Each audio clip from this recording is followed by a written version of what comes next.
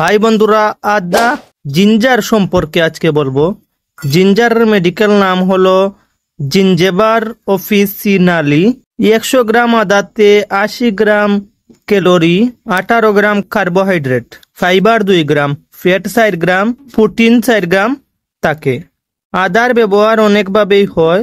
আদা আমাদের কি উপকার করে চলুন জানি। আদা হলো অ্যান্টি ইনফ্লামেটরি, যে কোনো ধরনের ইনফেকশন কমাতে আদা ভালো কাজ করে এবং আদাতে অনেক অ্যান্টিঅক্সিডেন্ট থাকে। ভমিটিং নসিয়া কমাতে খুব ভালো কাজ করে আদা, অর্থাৎ যাদের বমি ভাব গ্যাস্ট্রিকের সমস্যা কমাতে দারুণ কাজ করে। ওজন কমাতে আদা অনেক ভালো কাজ করে, অর্থাৎ আদা ক্যালোরি বার্ন করে ইনফ্লামেশন কমায়। আদার মাধ্যমে আমাদের শরীরে সুগারের পরিমাণ কমে এবং ডায়াবেটিস কন্ট্রোল হয়ে যায়। ইনডাইজেশনে অনেক উপকার করে।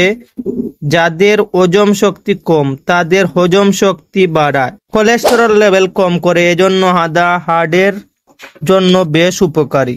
মেয়েদের পিরিয়ডের সময় ব্যথা কমাতে অনেক ভালো কাজ করে আদা। একে মেডিকেল ভাষায় ডিসমেনোরিয়া বলে। আর্থ্রাইটিসে আদা অনেক দারুণ কাজ করে। যাদের হাঁটুতে ব্যথা, জয়েন্টে পেইন কমাতে আদা খেতে পারেন।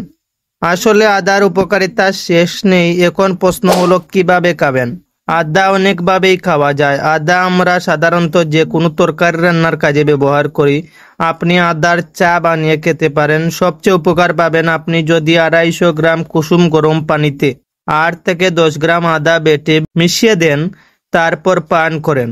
আদা আয়ুর্বেদের চিকিৎসায় অনেক বড় ঔষধ মানা হয়। আপনি অবশ্যই সামান্য পরিমাণ আদা প্রতিদিন খাবেন। যারা আদা সম্পর্কে জানতে চায় তাদের সাথে ভিডিওটি শেয়ার করবেন।